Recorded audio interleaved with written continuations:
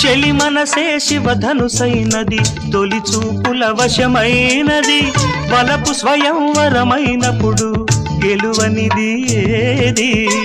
ఒక బాణము ఒక భార్యన్నది, శ్రీరాముని చిరయసమైనది, శ్రీవారు వరమిస్తే సిరులన్నీ నావి.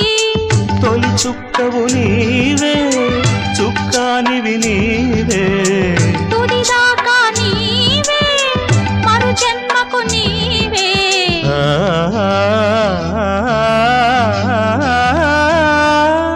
జానకి కలగనలేదు రాముని సతి కాగలనని ఏనాడు.